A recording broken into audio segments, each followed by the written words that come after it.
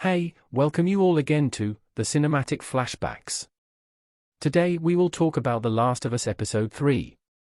Not at all like past episodes, there is no virus open or time leap to begin this one.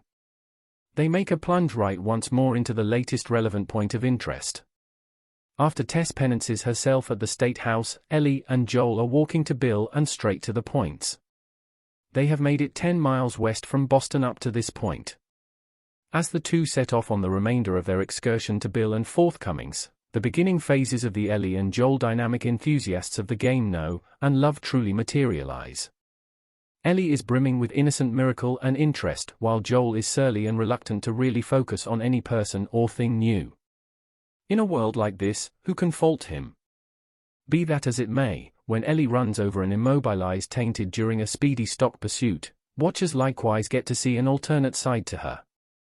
Like a youngster in a science class analyzing their most memorable frog, Ellie cuts up the Tainted's head to see what is truly happening in there, before violently wounding the monster to death with her cherished switchblade. After the couple leave from their stock stop, Ellie asks Joel how the contamination started. The contamination spread through flour.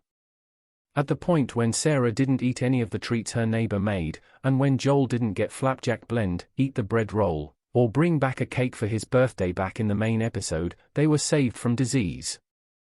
Subsequent to making sense of the dreary beginnings of their now forsaken world, Joel and Ellie in the end go over a considerably more dismal mass grave, one Joel was attempting to safeguard Ellie from.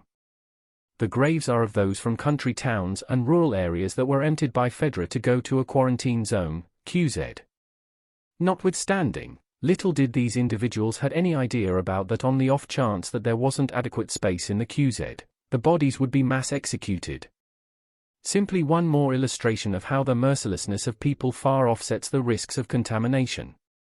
It is here that the episode's actual story starts, and that implies a brief period bounce. The show scales back to September 30, 2003, only 4 days after Flare-Up Day, in suburbia of Boston. Individuals are being gathered together to probably go to a QZ. At the same time, tragically, we currently know their actual destiny. Survivalist Bill is observing this go down CCTVs in his cellar, while he trusts that Fedra will leave. Bill is no beginner survivalist possibly, he has a weapon and ammunition reserve that would make Rambo envious, a great ability for laying out up snares, and a modern fencing framework, and the green thumb of a carefully prepared landscaper. Truly, he is carrying on with his best life in post-episode America. In any case, his reality changes 4 years after the fact, when a man named Forthright can be categorized as one of his snares. In a real sense. Bill, at first distrustful and reluctant to give anybody access to his reality, ultimately yields and welcomes Honest in for supper and the tidy up. Bill has running water, so this resembles a 4 seasons in essentially. Bill's walls are as yet descending as the two offer a dinner together. In any case, it's some other time when Honest gets Bill to play Linda Ronstadt's long significant time frame on the piano that the two really begin falling head over heels. Clearly, Honest winds up remaining with Bill in his town of 1, all things considered, presently town of 2. Furthermore, the show skirts 3 years ahead, the two have constructed an organization that has its high points and low points. Plane has an alternate perspective than Bill, which is exceptionally clear from the subsequent they meet and is much of the time the wellspring of their conflicts. Forthcoming is disturbed in a singular climate, while that is the sort of climate Bill longs for. It's when Candid welcomes Tess and Joel over for lunch, when Bill's understanding is tried most. The kinship ends up being a seriously valuable sneaking activity, basically from the beginning. Bill is hesitant to get their assist in any event, when Joel attempts to with persuading Bill that they need each other to make do, as he can get difficult to come by provisions that would guard them. Lo and see, after 3 years, pillagers come around evening time, and they are intensely equipped. While most are taken out by Bill's wall and traps, Bill has chance taking out the remainder of the marauders. He makes do and understands that he might require those provisions that Joel discussed all things considered. The episode then bounces 10 years to the current course of events, 2023. Straightforward is feeble and, in a wheelchair, and Bill, who has likewise matured a lot, is as yet his gushing accomplice.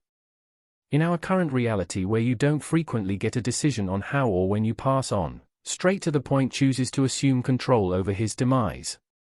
He needs to have the ideal last day with Bill, get hitched and have an incredible last supper. Then, at that point, he believes Bill should pulverize up a lot of pills and place them in his wine, so he can pass on in his rest. Bill says no, then, at that point, hesitantly concurs. Notwithstanding, when supper reaches a conclusion, he transforms one slight detail, he additionally drinks the pill-perplexed wine, and the two of them go higher up to nod off in one another's arms one final time. Joel and Ellie show up to get their assistance, finding a note illuminating them regarding what occurred and not to go higher up. They ought to simply take the truck and whatever else they need. Thus, the two take off in Bill's truck to go get Tommy, Gabriel Luna, in Wyoming, since Tommy is an ex-Firefly, and he can presumably point Joel in the correct course of where to bring Ellie. Or on the other hand, so he trusts. Thanks for watching. Consider subscribing.